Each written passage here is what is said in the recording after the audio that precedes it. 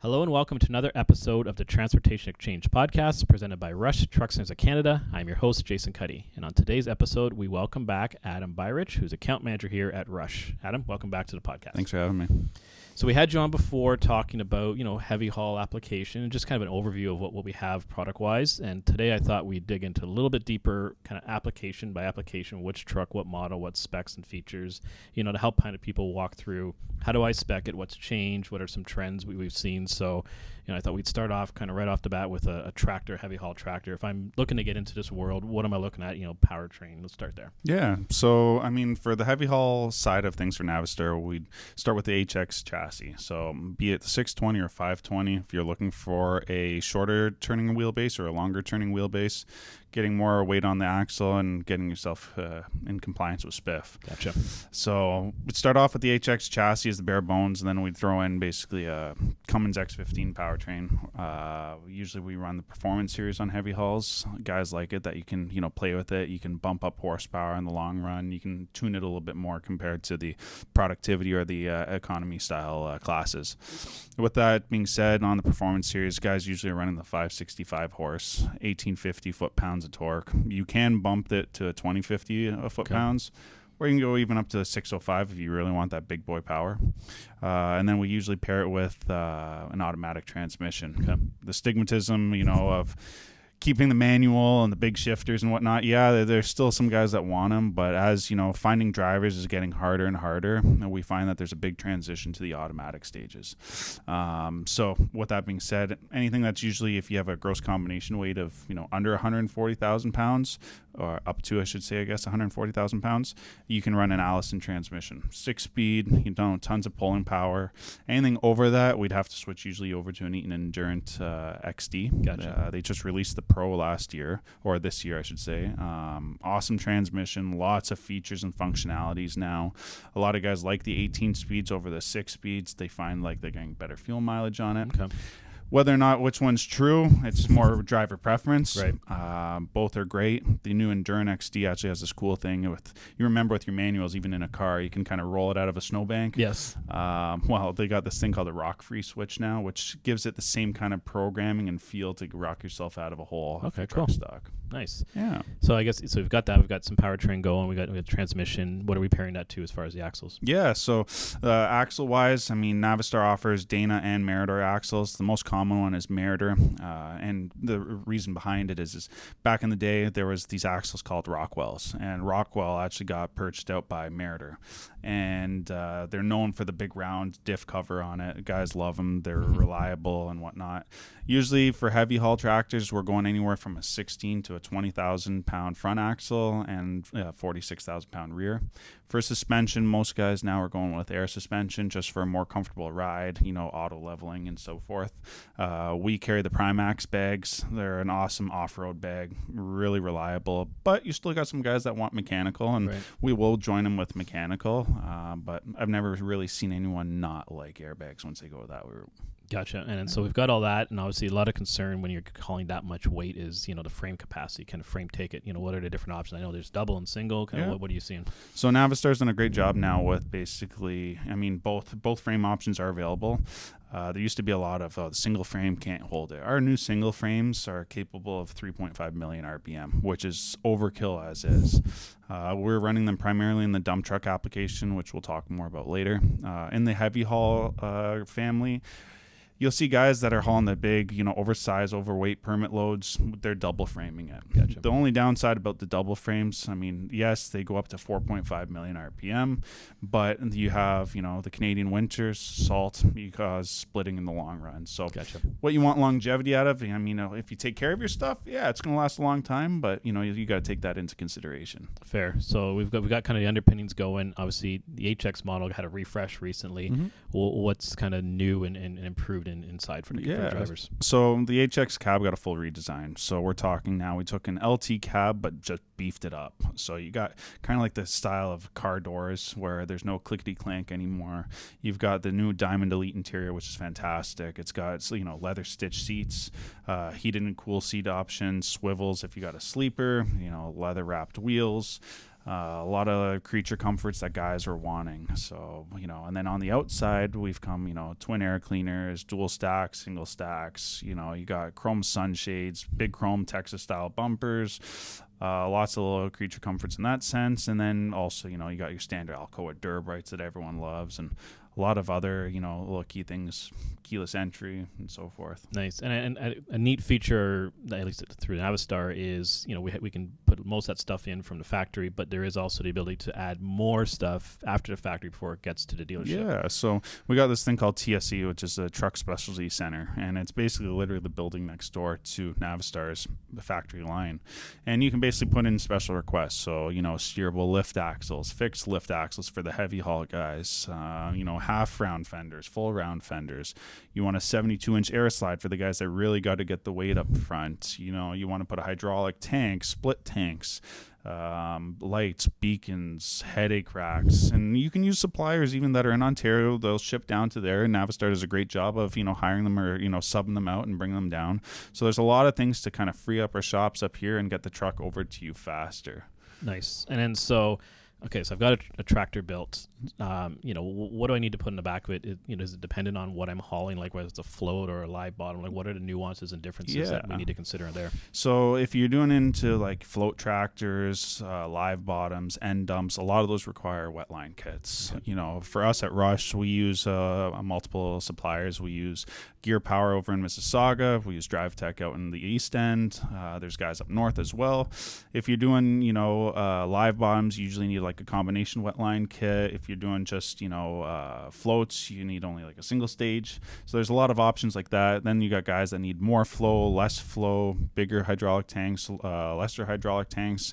Some guys need extra switches. So if you're in the heavy haul world and you got this fourth axle, you want that on a switch. The heavy haul world is a little different than your live bottoms and your end dumps, where they're not exactly spiff compliancy because everything is permitted. Gotcha. So you're allowed to have switches in cabs on your float tractors, not for aggregate, not for live bottoms. It's a different world, and a lot of people get that kind of confused and say, yeah, I can have switches, or no, I can't. So there's a lot of little things there that you could play with, but that would be the key features of making it work. Yeah. Nice. Okay, so I've got that under control. So say now I'm looking at the dump truck world. We talked on it briefly. Maybe let's kind of do something. Let's walk through. Okay, I want to get myself a new dump truck and work in that. What am I looking at there from model, engine, transmission? Yeah.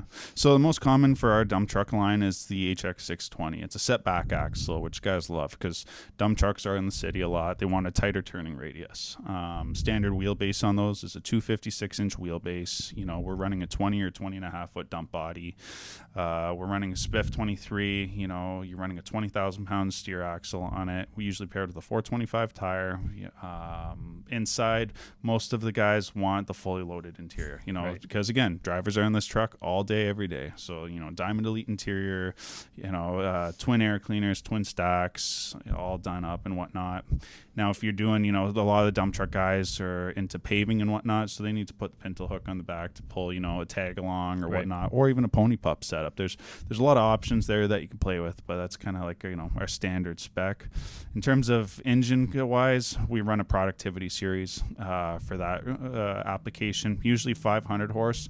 Some guys really think that, pulling pups and they should be at 565, but we've really had great success with the 500 1850 productivity series. Great fuel mileage, great pulling power. I mean, most guys say they burn the tires off anyways with that kind of horsepower. So it's been a great success. And then transmission, 9 times out of 10, guys are pairing it now with the 4500 series Allison. Yes, if you're a long hauler, like aggregate hauler pulling a pup, some guys prefer to go with the 18 speed.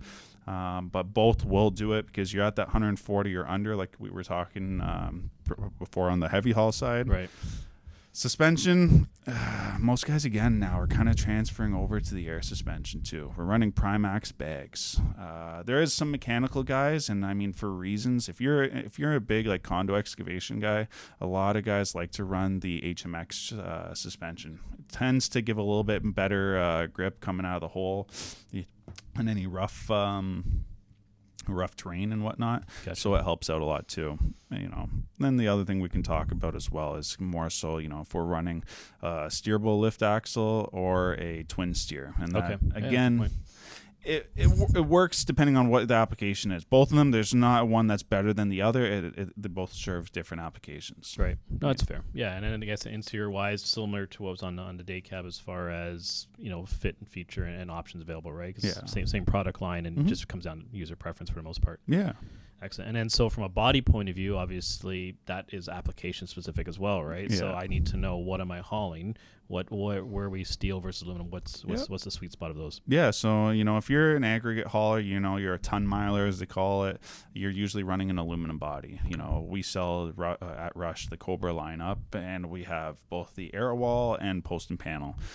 Some are for looks. Some you save a little bit of weight. They're both great. They're awesome for getting the volume on your truck. Okay. Now, if you're hauling rubble, dirt, a mix of everything, guys tend to go to the steel bodies.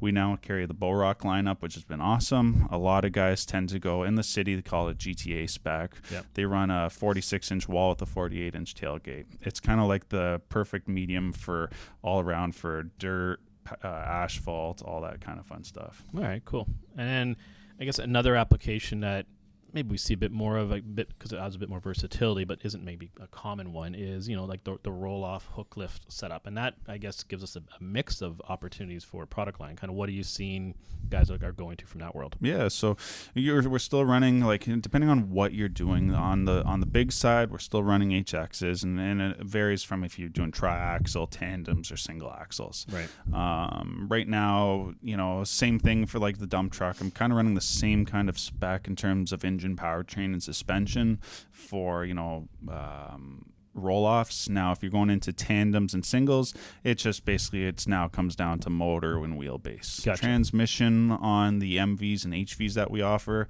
HVs we're usually running in tandem spec, and then MVs we're running in single axle configurations.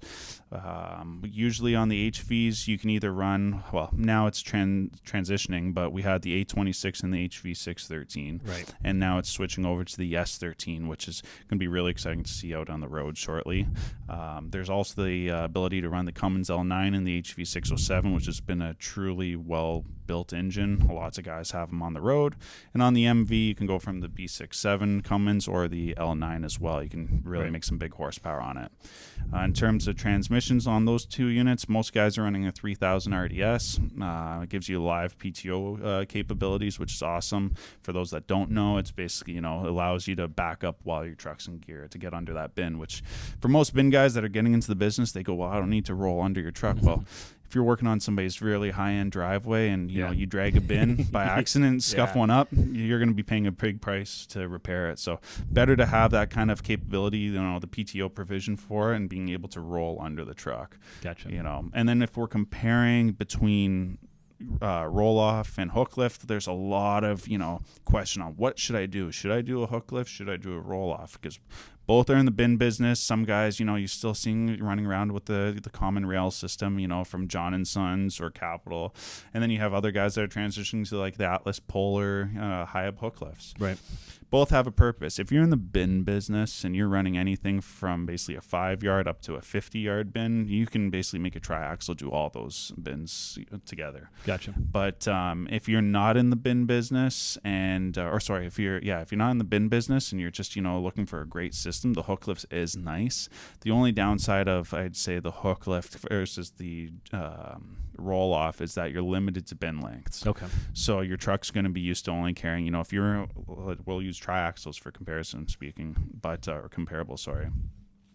You're only going to be running like a 20 and a 40-yard bin on a triaxle setup. You can't go into the 5 or 10 yards that your standard roll-off would be.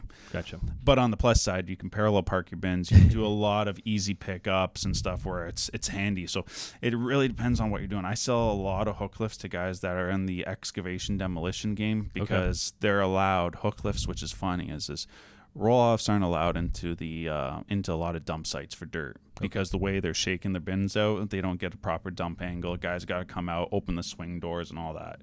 Whereas the hook lifts, you can go into dump sites, which usually pisses off the roll-off guys when they get turned back. So no, fair. Yeah, so it really comes down to application specific and what you're trying to do and really understanding the market you're playing in and then figuring out the sweet spot with regards to that. Yeah.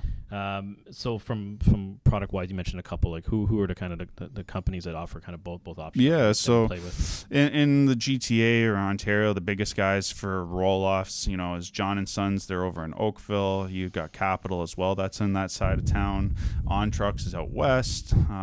There's a few other smaller guys that are getting into it now.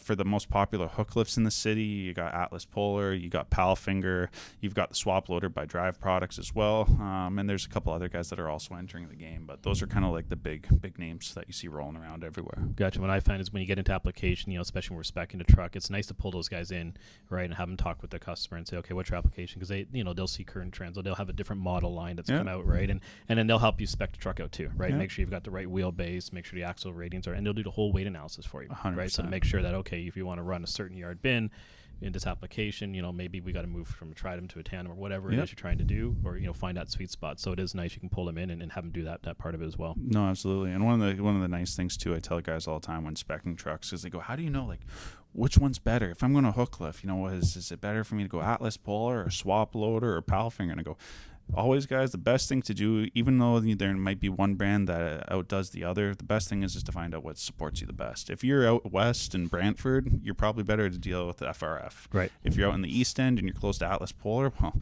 they're probably the best guy because they're around the corner from you. Things break. Yeah. You need support. You need support, right? And that's the thing, is having a good support network with the vendors that we use and the products we support, plus with Navistar directly as well. So good point. Well, hey, look, thanks for coming in, kind of doing a walkthrough of the different applications. We get to the heavy spec, certain things to consider and look at, and kind of what the trends are that you're seeing. We really appreciate it. Hopefully it gives everyone a general idea of, you're looking at a new truck or a certain application or getting into a different application, things to be asking and to be considering. So I appreciate that. Yeah, thanks. Excellent. Hey, that concludes today's episode. We want to thank Adam for joining us, and to catch up on past episodes, check out transportationexchangepodcast.ca. Until next time, thanks for listening.